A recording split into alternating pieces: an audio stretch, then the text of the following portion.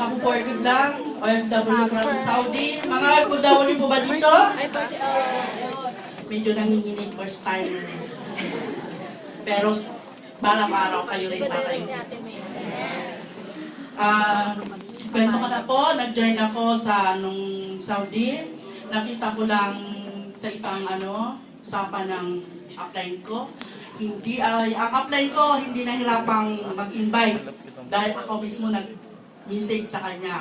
Paano ba mag-invite kasi sa hirap ng pagiging OFW, malayo sa pamilya, di ba? Kung anong trahedya, kung anong passion, wala tayo sa pamilya natin, di ba? Ako po from Tacloban, naalala niyo po yung nag-Yolanda. Wala po ako that time. So kung mahina ang loob nyo, anong mangyayari sa inyo? Mababaliw, di ba?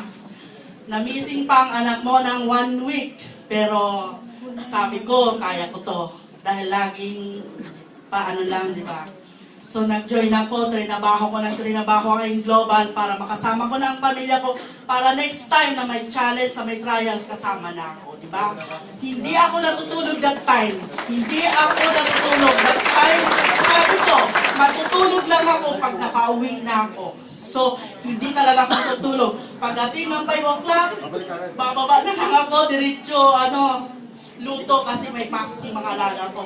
Pagdating noon, mga ilang months lang, total hindi ko natapos na yung 2 years ko. Nagpaalam na ako. Sabi ko, madam, uwi na ako. Sabi ko sa kanya, ayaw ko payagan. Ayaw niya akong payagang umuwi. Kasi nga pag OFW talaga ng Middle East, hindi basta-basta pinapauwi. Kailangan mo pa ng maraming dahilan para lang pauwi. Ganon po kahigpit doon. Ganon kahirap doon maging OFW. Tapos nung time na pinayagan na ako ng pauwi kasi okay naman ako ang global ko. So ang global ko na kasi 8,000 lang po ang sinasahod ko dahil ang amo hindi naman po tumupad sa $4. Hindi tumutupad pong mga alabo kada minsan lang pong hindi. So hindi naman po mahirap mag-global. Hindi mahirap sa taong matyaga.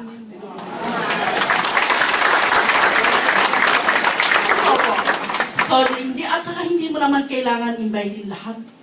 2 tao lang ang kailangan mong hanapin. 2 agila. Isang Aileen Sumibkay at isang Clara Batong Bakal na nagbigay sa akin ng mga leaders na halos lahat na ng bansa.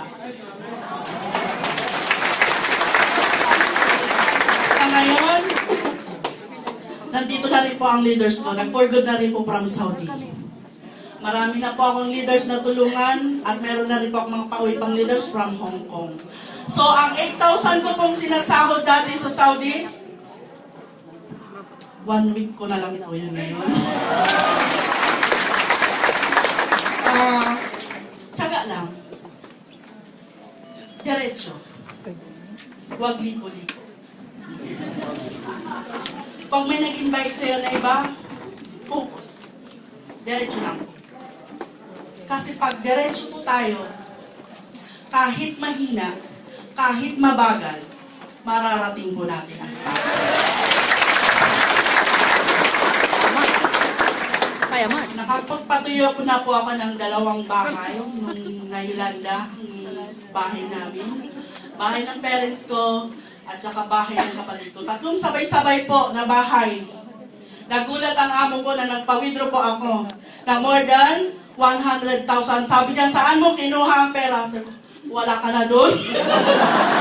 Kaya ko yun, bakit nawalan ka ba? Question niya ako, sabi niya, saan galing ang pera mo? Sabi ko, bakit ma'am, nawalan ka ba? Kasi nagulat siya, more than, kasi nga nagpatayo ako ng bahay nung na-Yolanda ang parents ko at saka yung kapatid ko. So, tsaga lang po. Ngayon po, ang sweldo ko doon, at saka napauwi na po tayo, lalo na sa mga OFW, yung mapauwi lang po tayo na makasama ang pamilya natin, wala pong halaga. Salamat po. Salamat po sa aking mga kaibigan. Salamat po sa